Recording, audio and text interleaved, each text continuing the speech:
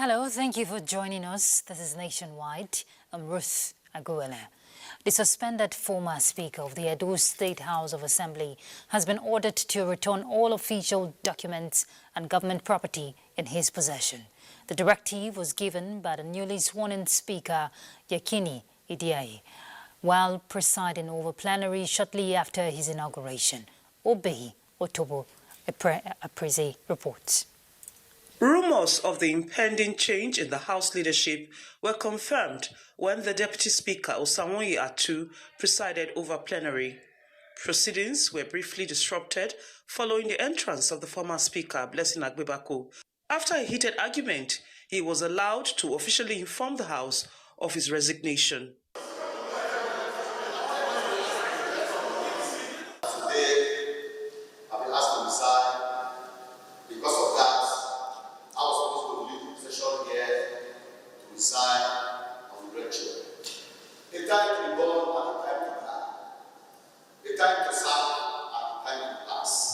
Thereafter, the House unanimously approved the nomination of Yekini Idiaye, member representing Akoko Edo Constituency 1, as the new Speaker.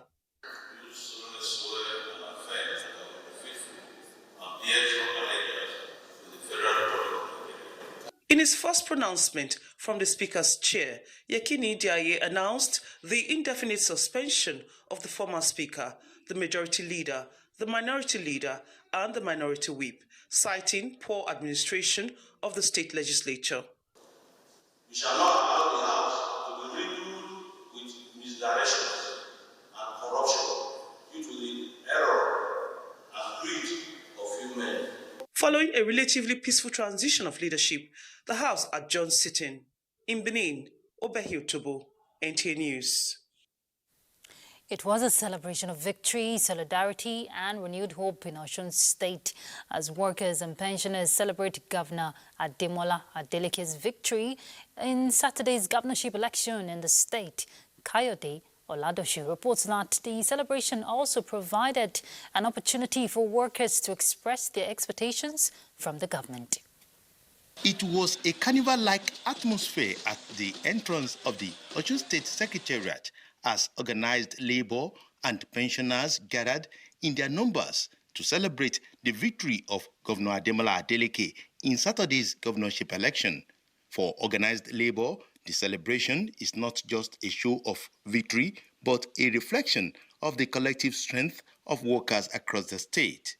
As far as workers are concerned and pensioners, you have to treat them well. Whatever Mr. Governor is seeing today is just a result of his good deeds. The gathering created a renewed call for the government to sustain the policies that have earned their confidence while doing more to improve the welfare of workers and retirees. We want the industrialization of Osun State so that people will be able to diversify the economy of the state. This second term that is coming to spend, we know is going to spend it for the people of Osun State. Beyond the celebration, organized labor says the victory is a call on the government to prioritize workers' welfare and to improve the livelihoods of the people across the state. In Oshogbo, Kayode Oladoshu, NTA News. A chieftain of the All Progressives Congress on the platform of Support Groups Council North Central, Lamin Aliyu, says the party's performance in the Saturday Osun governorship poll was a testament that the party is still formidable despite the narrow gap. The deputy director of the council explains that the party should come together, evaluate its performance, and above all unite in all fronts to face the bigger battle that lies ahead, as he describes President Tinubu's achievements as evidence of good governance deserving of continuity. Leading the receptions were the coordinating Minister of Health and Social Welfare, Professor Muhammad Ali Pati, former governor of Bauchi State and 2027 gubernatorial candidate Muhammad Abdullahi Abubakar, and the APC state chairman. From top to the bottom, we will vote for President Bola Ahmed Tinubu. This time, the people of Bauchi will reciprocate the support Bola Ahmed Tinubu has given us. We will show him that we are good and trustworthy people. As he has supported us, we will support him. 150,000 people who have returned the APC. We gain an additional of 11,000 people through the effort of those who came. Party officials described the mass movement as a clear indication that the peoples of Bauchi State have confidence in the APC at both state and national levels. In Bauchi, Mohas Hassan, NTA. Apologies for the mix-up there. That was Bauchi APC receiving, members who defected from APM and PRP into the party, about 150,000. But let's take you back to the report we called earlier on the chieftain of the Governing All Progressives Congress, APC, under the platform of support group Council North Central, appreciating the performance in the Saturday Osun governorship poll, which he says is a testament that the party is still formidable despite the narrow gap. Let's take his soundbite.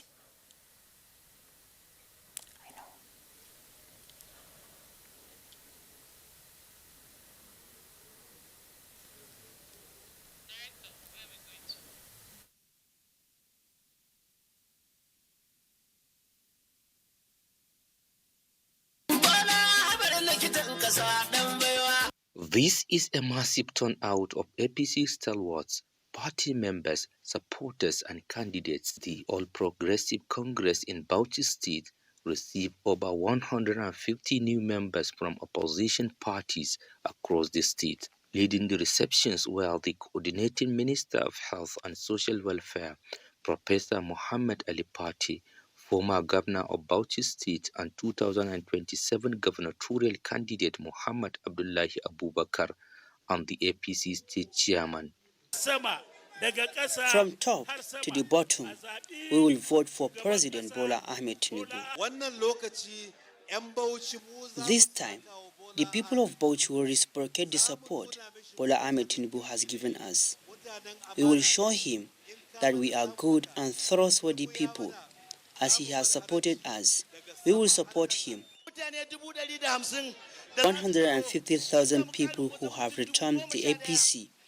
We gain an additional of 11,000 people through the effort of those who came. All right. Who can have that or the report I called for? That's why you're seeing Bauchi again. But let's move on to other issues. President Bola Tinubu has extended warm congratulations to General Ibrahim Badamasi Babangida, retired elder statesman and former military president, on his 85th birthday. In a statement through the Special Advisor on Information and Strategy, Bayo Onanuga, President Tinubu described General Babangida as an outstanding leader whose remarkable military career culminated in his leadership of the nation following the 1985 coup.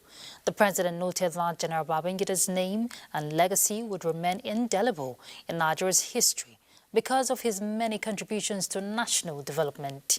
He wishes IBB continued grace, good health and renewed strength, and may Almighty Allah keep him for many more years to come.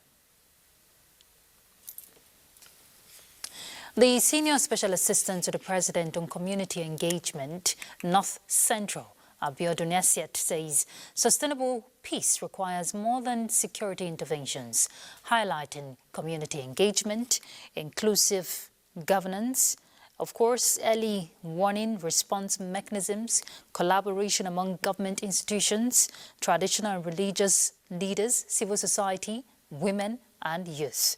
She stated this during the launch of the National Peace Framework Development Initiative at the Office of the National Security Advisor in Abuja. The SSA also expressed confidence that the process will produce a framework that reflects Nigeria's aspirations. She also commended the Office of the National Security Advisor and its partners for the initiative.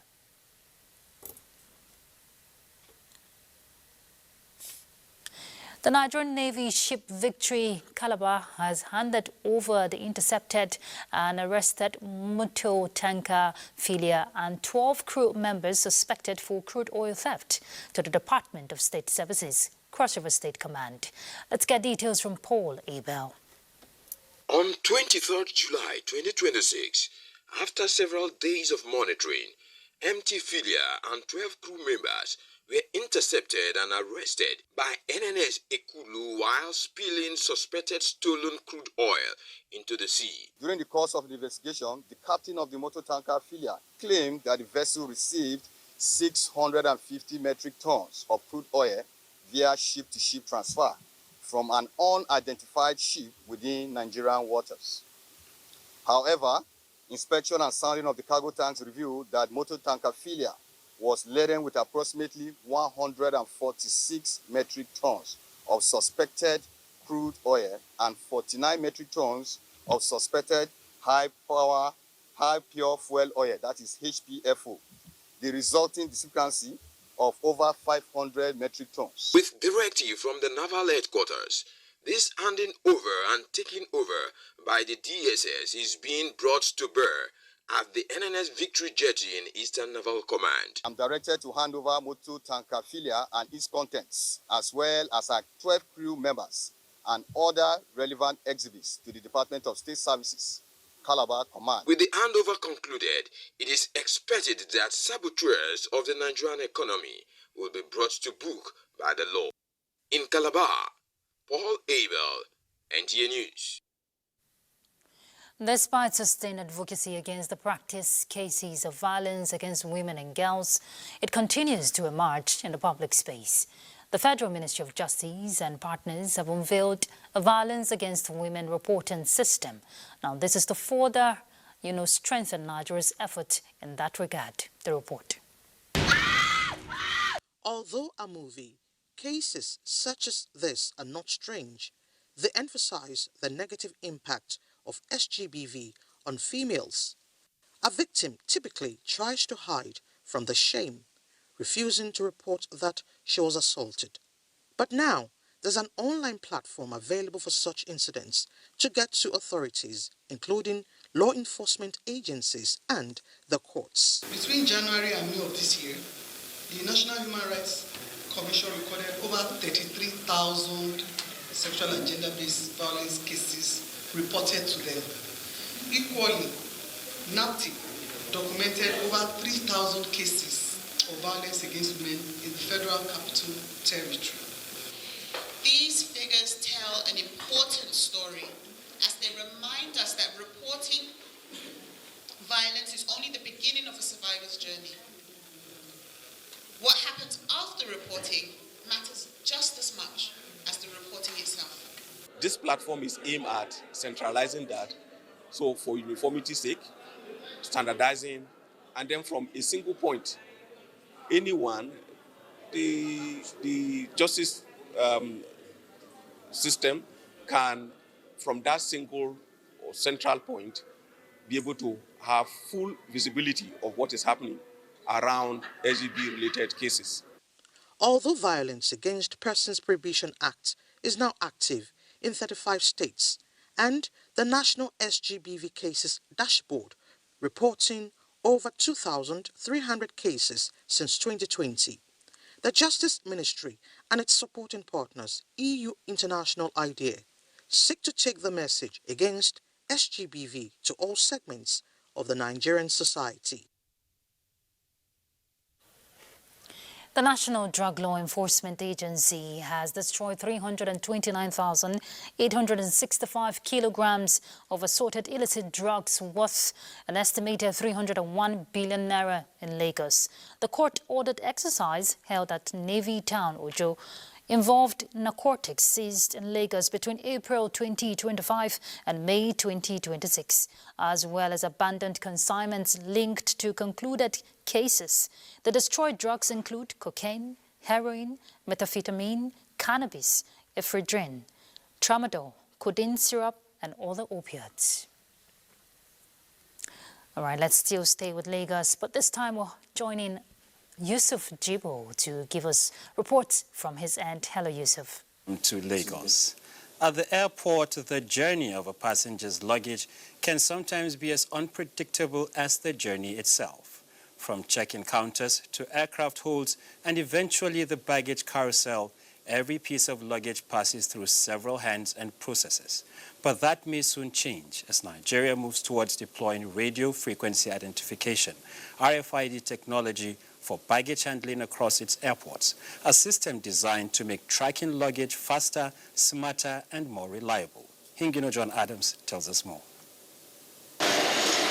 For many travelers, lost, delayed, and misdirected baggage can turn a pleasant journey into a frustrating experience.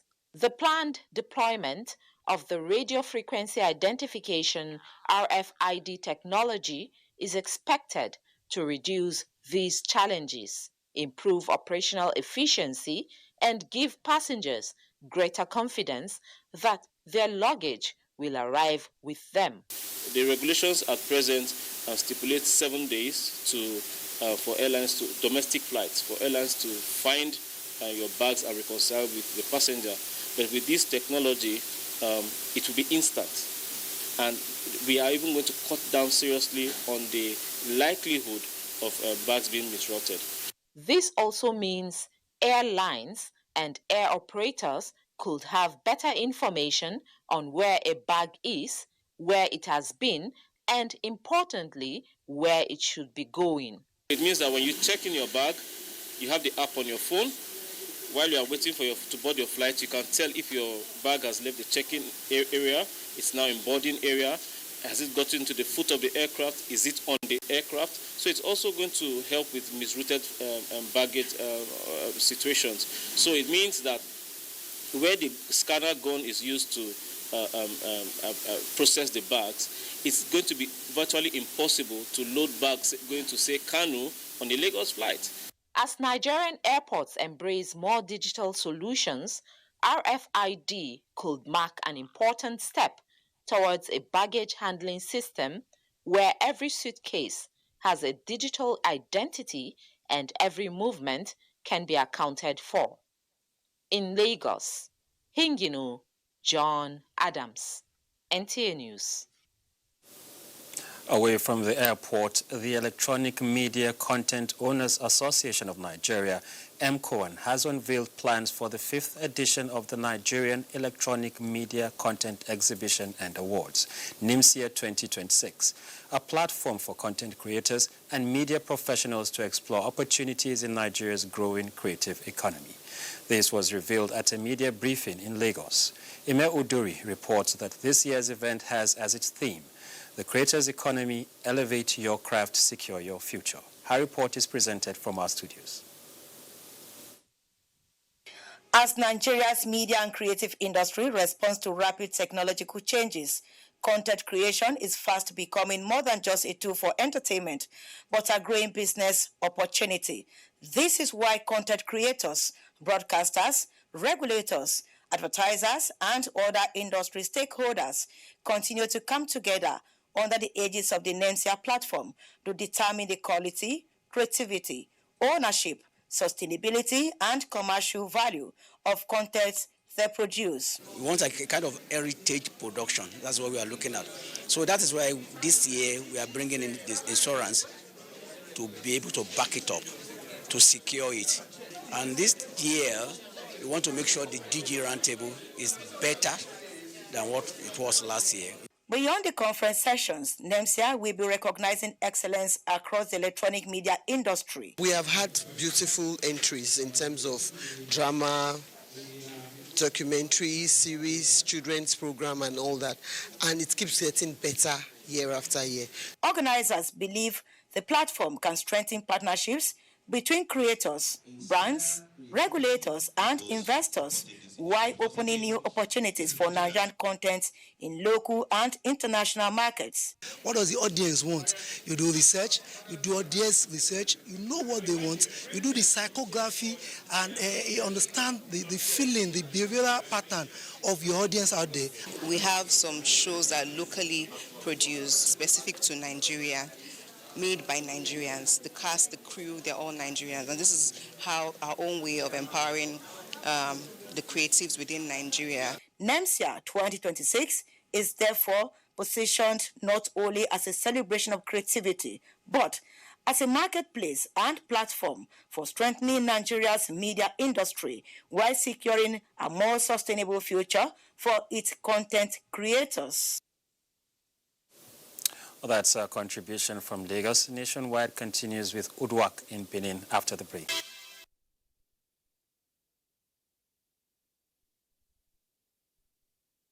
Watching Nationwide on the network service of the NTA. Welcome to Benin.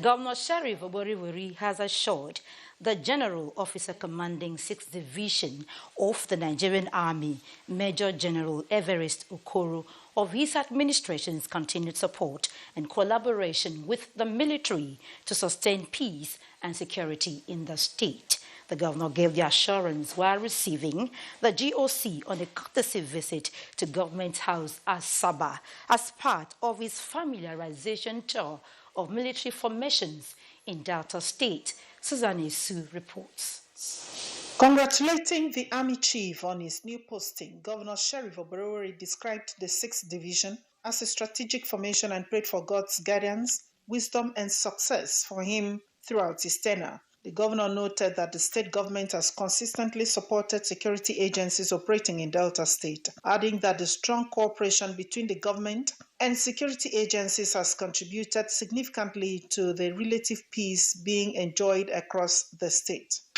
Recently, we also, as a government, constructed 31 unit flats at Amphibious Army Barrack, Agbo. We have also continued to provide logistical support to the 63 Brigade for enhanced peace and security in Delta State. Earlier, the General Officer Commanding 6th Division of the Nigerian Army, Major General Everest Okoro, said his visit is part of his familiarization tour of military formations in the state following his assumption of office. Major General Okoro, who is also the Land Component Commander, Joint Task Force South Operation Delta Safe, assured the governor of the division's commitment to strengthening security, protecting critical national assets, and supporting socioeconomic development across Delta State. Delta State occupies a strategic position within the Niger Delta and is critical to Nigeria's economic and energy architecture, particularly with its oil and gas infrastructure. Headquarters 6th Division Nigerian Army therefore places the security of the state and the protection of critical infrastructure amongst its priorities. In Asaba, Susan Esu, NTA News. And that's it from Benin. It's back to Ruth in Abuja for more on Nationwide. Thank you, Udwak. Edo State in 2010 inaugurated its CNG plant in the ancient city of Benin. Since then, it has become one of the capitals of Nigeria's CNG revolution, with over 5,000 CNG-powered vehicles plying various routes across the state. Elizabeth Omoko examines the utilization of CNG in the state. The state is no stranger to CNG. As far back as January 2010, the state inaugurated its first CNG plant in Benin City. Today, over 6,000 natural gas-powered vehicles ply the roads. Only recently, the state government set up a conversion center and took delivery of 50 CNG buses, with another 50 expected soon. It is profitable and people rather run on CNG because it saves them over 60% of running their vehicle. We are creating some kind of investment-friendly environment that will stimulate enterprise, that will stimulate investment. The queue not be small. Just that today, so the thing dey lesser, and I make una feel the see like if not, here the jump part. The queue right now is much because of the fact that we only have much station in Benin, like 6 precisely, and inside the 6 stations we have, it's just few that are working. Possible if they can issue license to so many of them, so many people, so that the station will be everywhere. The state government says more stations will be established soon, promising more CNG stations across Edo and private investors coming on board. In Benin, Elizabeth Omoko, NTA News. Well, good to see Benin City adopting the presidential CNG initiative. So let's get to our correspondent, Jude Abugo, who is standing by live to give us more insight. Jude, please go ahead, especially with concerns from respondents there in that report concerning the challenge of, inadequate stations.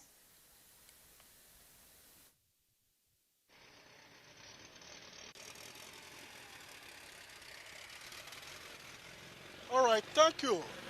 We are standing along Textile Mill Road, Benin City, where one of the 6 CNG stations in Benin City is located. This CNG station...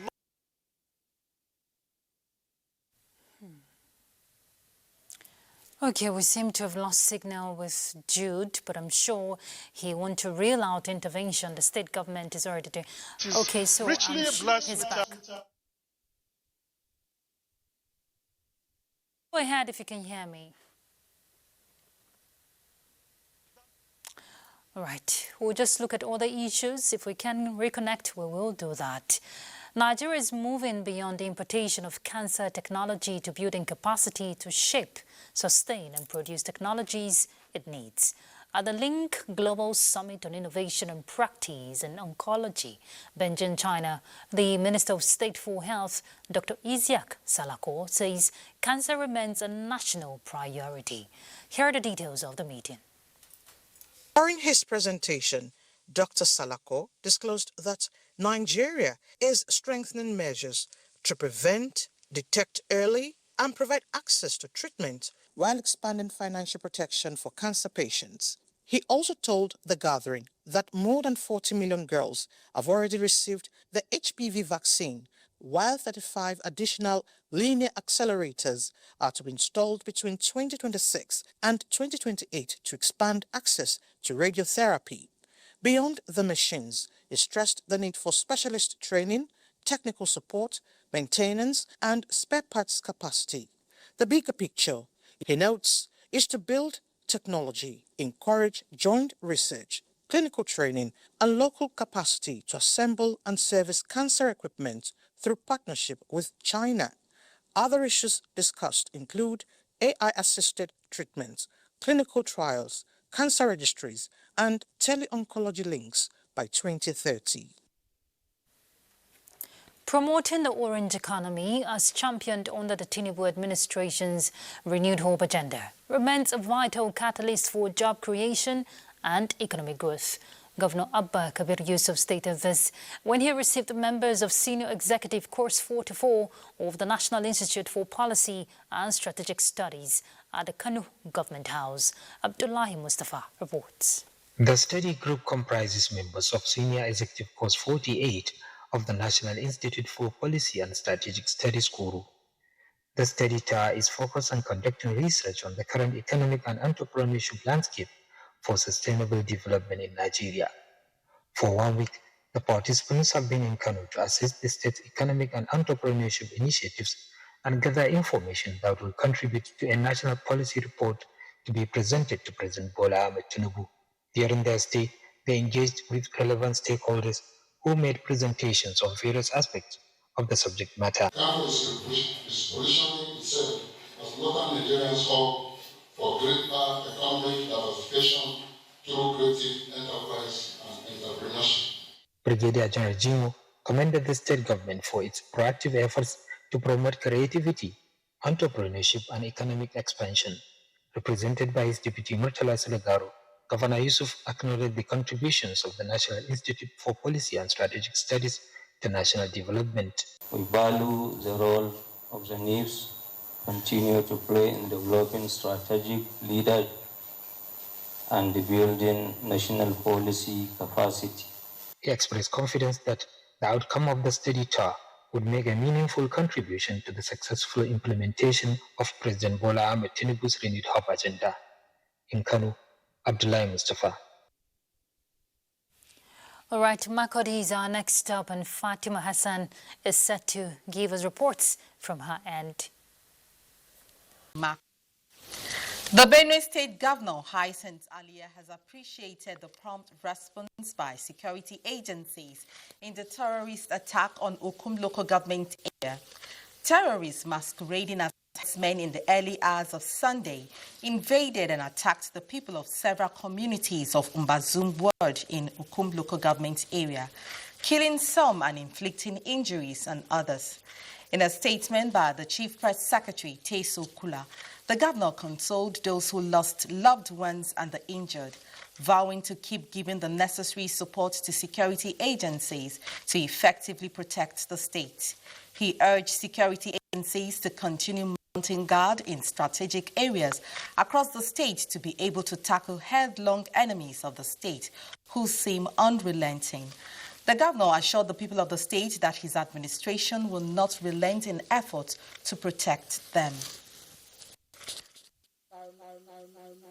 Property worth millions of naira has been destroyed and many rendered homeless following a heavy rainfall on Sunday, which lasted for 12 hours, resulting in flash floods across metropolis.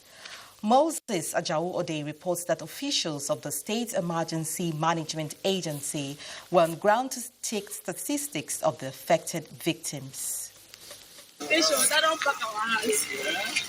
This is the plight of some residents who were devastated by the Sunday morning prolonged rainfall that resulted in flash floods in most parts of Makurdi, the Benue State capital.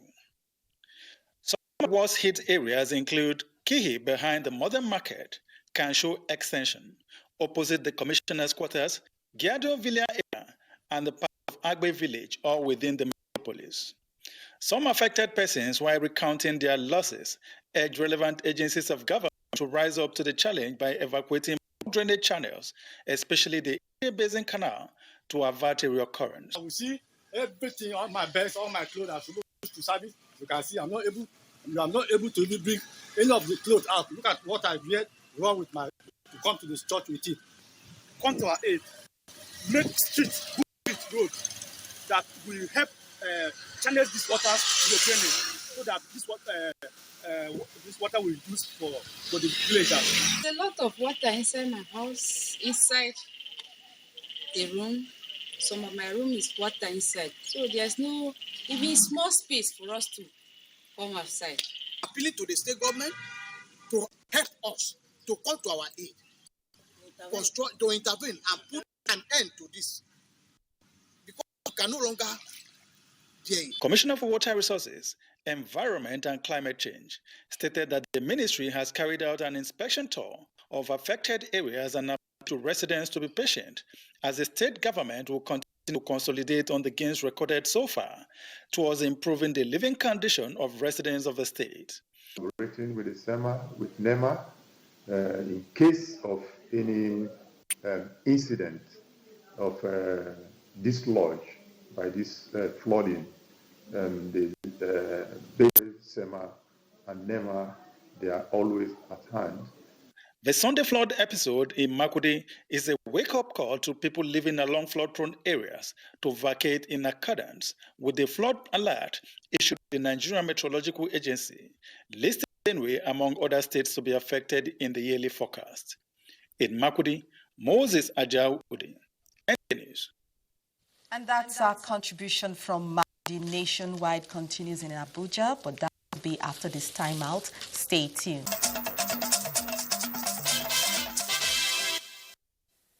Thank you for staying with us.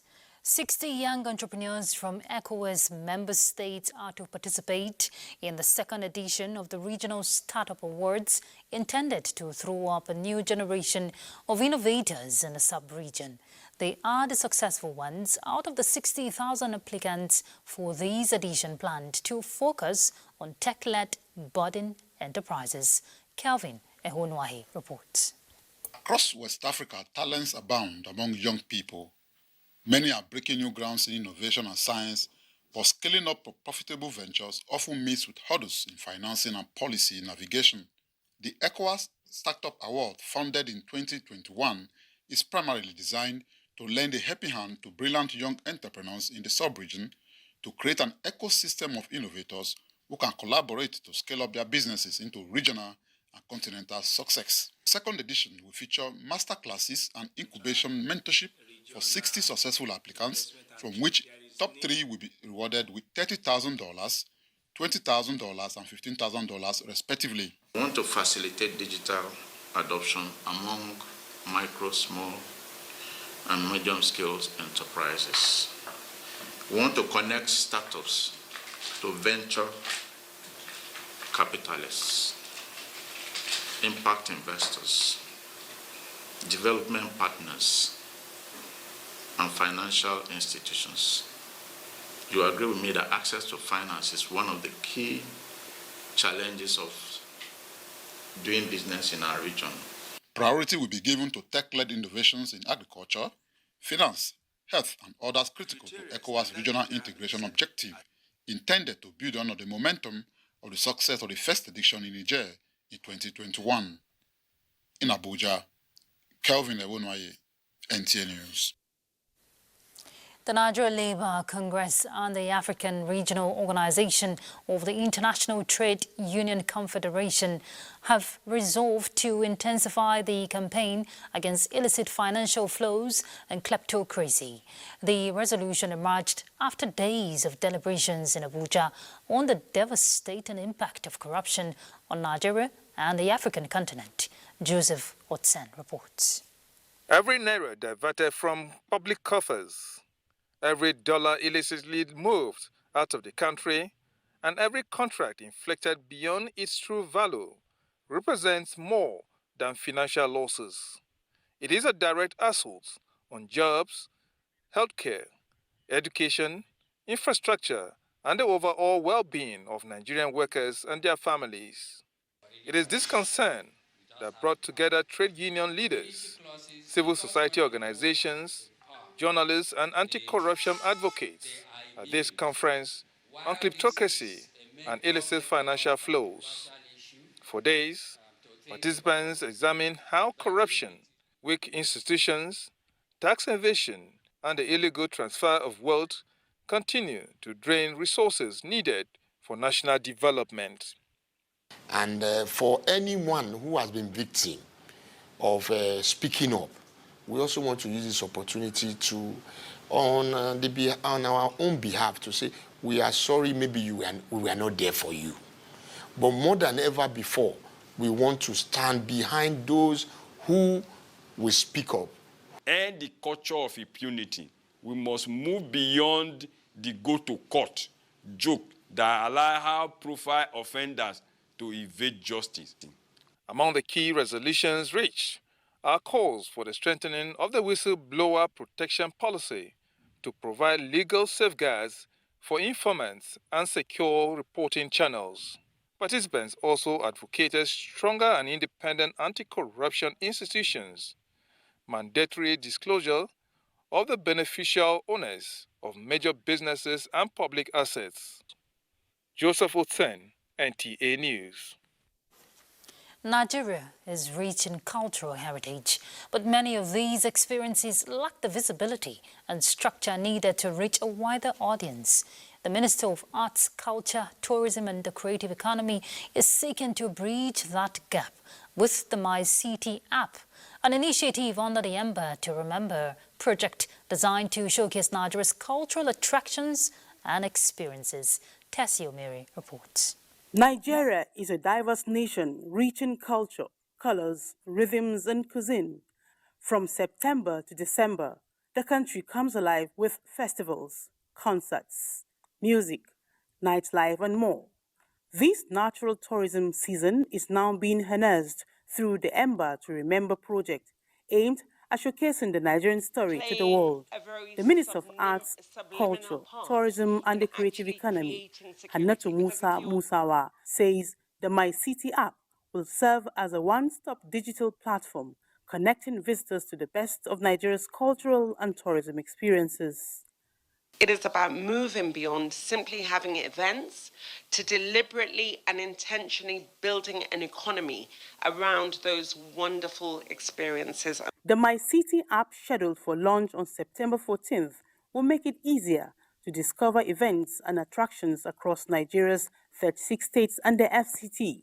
Our vision is simple. Wherever you are in the world, when you ask what is happening in Nigeria from September to December, there should be one place to find the answer. This is where my city app comes in. We'll not only promote the tourist destinations and festivals that are existing, we'll also use that to also discover more tourist destinations. Believe me, tourism will contribute nothing less than 34% of job creation in this country if we do it right. The media engagement also provided an opportunity to showcase the platform, with event organizers and communities encouraged to register their events and attractions on the My City app. In Abuja, Tessie Omeri, NTA News.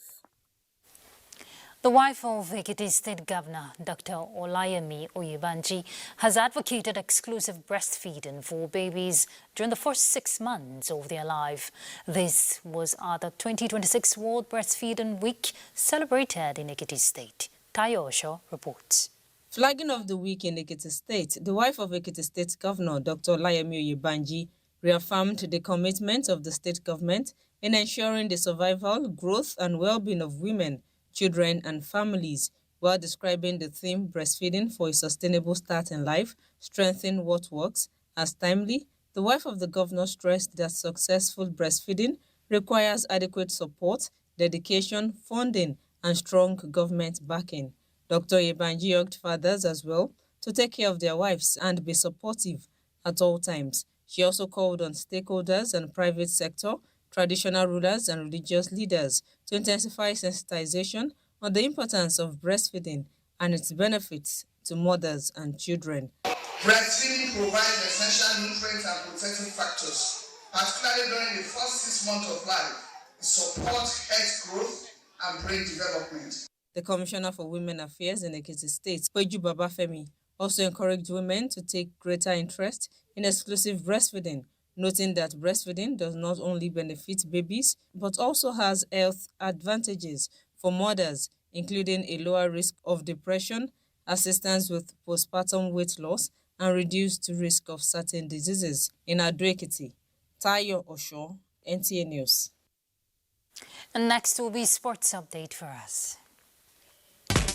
More young talents have emerged at the 7th edition of the Squash in Diaspora tournament in Abuja, featuring under 11, under 13 and under 17 boys and girls categories.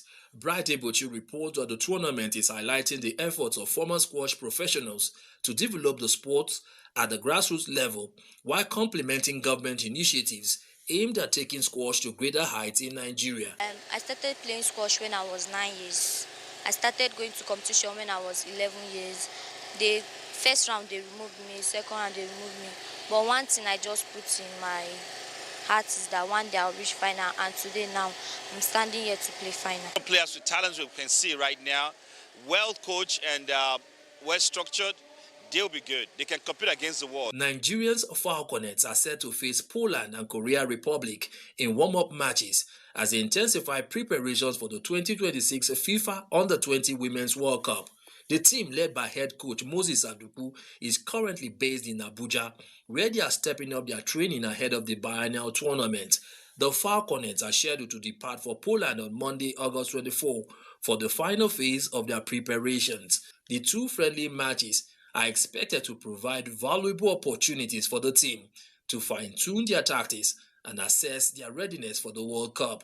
Nigeria have been drawn in Group F alongside Spain, China and New Caledonia. Manchester City are reportedly in advanced talks with Lille over the signing of highly rated Morocco midfielder Ayoub Boadi. City are keen to complete the deal this week following an agreement to sell Rodri to Barcelona.